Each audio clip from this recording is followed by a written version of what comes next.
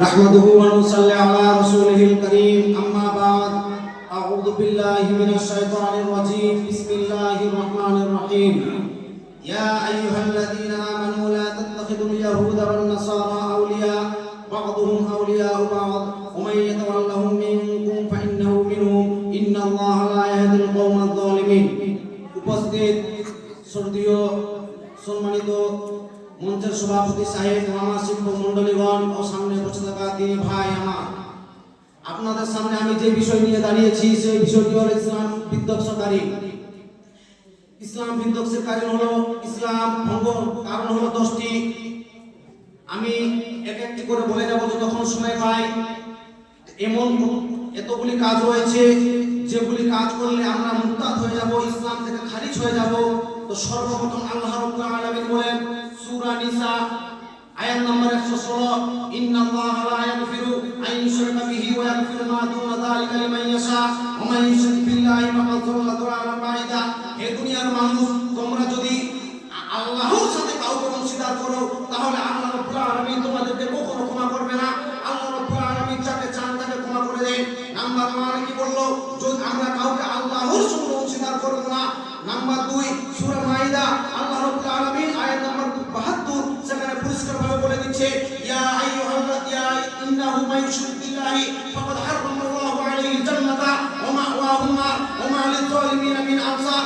আর যদি কোনো ব্যক্তি, যদি কোনো মানুষ আল্লাহর সাথে শিরক করে, যদি শিরকের সঙ্গে জড়িত থাকে, আমি আল্লাহ তাকে তার স্থানকে জান্নাত, তার স্থান আমি জাহান্নাম করে দিয়েছি, তার চিরস্থায়ী জাহান্নাম, সে তার জন্য জান্নাতকে আমি হারাম করে দিয়েছি। আর আমি আল্লাহ ওই জালেমদের জন্য কখনো সাহায্যকারী রাখি না।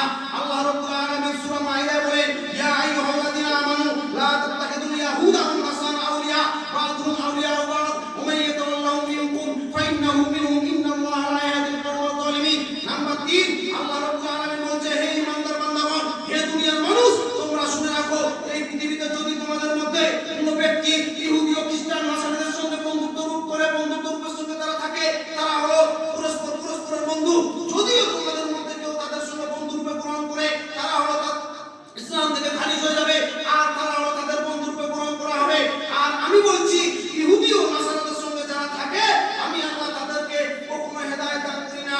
নাম্বার 4 আল্লাহ রাব্বুল আলামিন সূরা আল ইমরানে আয়াত নম্বর 85 ওখানে পরিষ্কারভাবে ঘোষণা করে দিল ওমান ইয়াবতাগি গায়রা ইসলামি দীনান ফালান ইউকবাল মিনহু ওয়া হুয়া ফিল আখিরাতি মিনাল খাসিরিন। হে দুনিয়ার মানুষ, তোমরা শুনে নাও, যদি কোনো মুসলিম, যদি কোনো দুনিয়ার মানুষ ইসলাম ব্যতীত অন্য ধর্মকে গ্রহণ করে, অন্য ধর্মকে মেনে চলে, আমি আল্লাহ রাব্বুল আলামিন তার আমি সমস্ত আমলকে নষ্ট করে দিই, আর আমি তাকে কখনো কবুল করি না, তাকে আমি বরখাস্ত করে দিই। তাহলে এখান থেকে বোঝা গেল যে আমাদেরকে ইসলামকে নিয়ে চলতে হবে, ইসলাম ব্যতীত আমাদেরকে চলা যাবে না।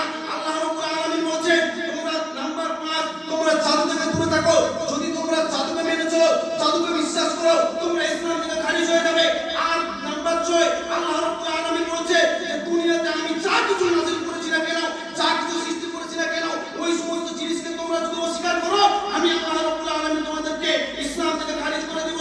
আল্লাহ রাব্বুল আলামিন শেষে বলছে সূরা জিন আয়াত নম্বর 20 ওখানে পরিষ্কারভাবে ঘোষণা করে দিল কুল ইন্নামা আদউ রাব্বি ওয়া লা উশরিকু বিহি আহাদা। হে দুনিয়ার মানুষ, তোমরা বেঁচে থাকা কালীন, যতদিন বেঁচে আছো, আর যতদিন তোমাদের হায়াত আছে, তোমরা শুধুমাত্র আল্লাহকে ডাকো। আল্লাহ ছাড়া দুনিয়াতে আমার কেউ নাই, আর আল্লাহকে ছাড়া আমরা কাউকে শরীক করব না, আল্লাহর সঙ্গে কাউকে শরীক করব না। আল্লাহ রাব্বুল আলামিন আমাদেরকে এই সমস্ত জিনিস থেকে দূরে থাকার তৌফিক দান করুন। আল্লাহ রাব্বুল আলামিন আমাদেরকে শোনার থেকে বেশি বেশি করে আমল করার তৌফিক দান করুন।